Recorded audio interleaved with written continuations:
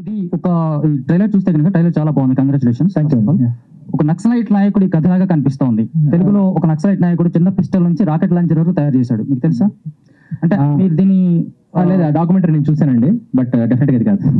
Okay, అంటే మీరు gun తయారు చేయడం కోసం చాలా దూరం వెళ్ళడానికి ట్రై చేశాను చెప్పారు కదా, ఆయన ఎప్పుడైనా కలిసారా? నో లేదు, కలవలేదండి. నేను ఆయనది వీడియోస్ చూసాను అండ్ నేను ఆర్టికల్స్ చాలా చదివాను ఆయన గురించి. సో కాకపోతే నేనేమనుకుంటున్నానంటే ఒకటే కథ కాదండి. మేడం అడిగారు ఇందాక, అదొకటే కథ కాదు. అదొకటే పెడితే నేనేదో సింగిల్ జానరా ఫిల్మ్ చేయాలి, that belongs to Hollywood genre. When it comes to South Indian film genre multiple threads add చేయాలి. సో ఆ సిచ్యువేషన్లో నాకు డెఫినెట్గా వర్కౌట్ అవుతుంది. So add many elements in the film, అది డెఫినెట్గా మాస్ ఆడియన్స్కి ఎక్కుతాయి.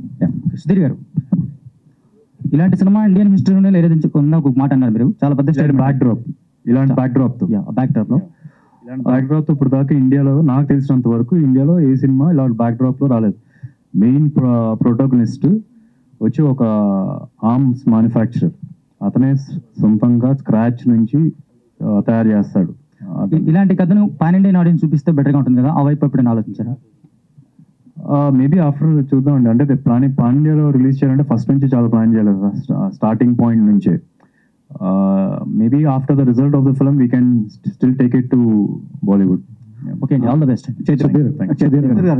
చైతన్య భరద్వాజ్ సార్, ఇది ఈ సినిమా చాలా వరకు ఈ మధ్య చాలా సినిమాలకి ఎండింగ్ లో ఒకటి చూస్తున్నాం రెగ్యులర్ గా, శుభం కార్డుకు బదులుగా సీక్వెల్ అని చూస్తున్నాం. ఈ సినిమాకి ఏమైనా, ఎందుకంటే ట్రైలర్ చూస్తుంటే ఆ స్కోప్ కనిపిస్తుంది. ఈ సినిమాకి ఏమైనా సీక్వెల్ ఏమైనా ప్లాన్ చేస్తున్నారా, ఏమైనా ఉందా? ఉంది కానీ సినిమాలో వేయట్లేదు. అది మీకు చెప్పడం ఆలోచన ఏమైనా ఉందా? ఆలోచన డెఫినెట్ గా ఉంది, ఎక్కడ మేము మెన్షన్ కూడా చేయట్లేదు. ఆలోచన అయితే డైరెక్ట్ గా స్టోరీ లైన్ రెడీగా ఉంది, దానికి సంబంధించి